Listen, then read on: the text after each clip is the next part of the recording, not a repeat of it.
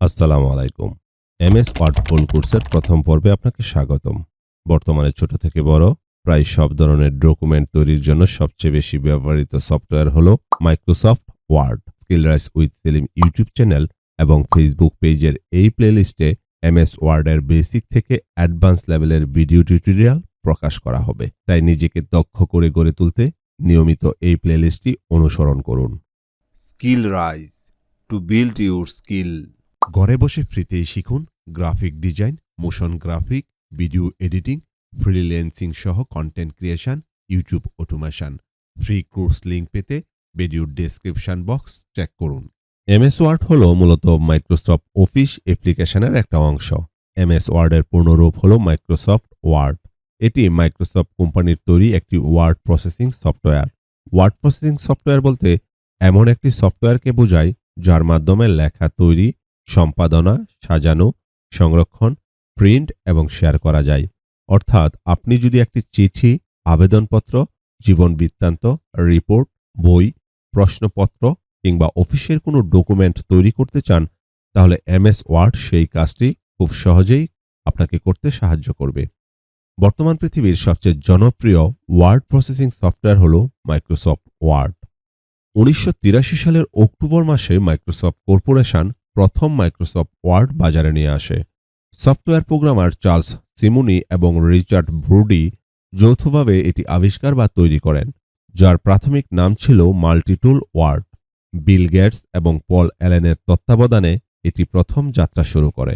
MS word শেখার পর আপনি মূলত এটা দিয়ে চিঠি লিখতে পারবেন, প্রফেশনাল সিভি বানাতে পারবেন, অ্যাসাইনমেন্ট লিখতে পারবেন, টেবল তৈরি করে এটাতে বিভিন্ন ধরনের তথ্য যোগ করতে পারবেন, চার্ট তৈরি করতে পারবেন, পিডিএফ ফাইল তৈরি করতে পারবেন, চাকরির আবেদন তৈরি করতে পারবেন, অফিসের রিপোর্ট তৈরি করতে পারবেন।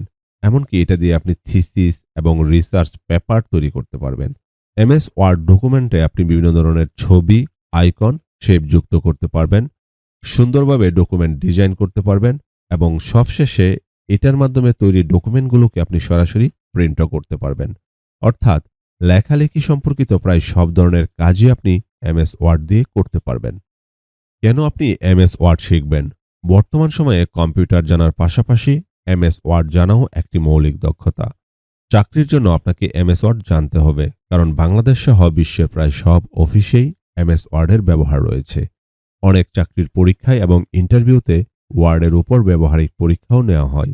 পড়াশোনার জন্য আপনাকে এমএস ওয়ার্ড জানতে হবে, কারণ স্কুল, কলেজ এবং বিশ্ববিদ্যালয়ের শিক্ষার্থীদের অ্যাসাইনমেন্ট, প্রজেক্ট রিপোর্ট, থিসিস এবং প্রেজেন্টেশনের লিখিত অংশ তৈরি করতে এমএস ওয়ার্ড ব্যবহার করতে হয়। এছাড়াও অফিসের কাজের জন্য আপনাকে এমএস ওয়ার্ড জানতে হবে, কারণ অফিসের letter, memo, notice, report, meeting minutes, circular, invoice এবং বিভিন্ন অফিসিয়াল ডকুমেন্ট তৈরি করতে ওয়ার্ড ব্যবহৃত হয়। ফ্রিল্যান্সিংয়ের জন্য আপনাকে এমএস ওয়ার্ড জানতে হবে, কারণ অনেক virtual assistant, data entry operator, content writer এবং অ্যাডমিনিস্ট্রেটিভ অ্যাসিস্ট্যান্ট প্রতিদিন এমএস ওয়ার্ড ব্যবহার করেন।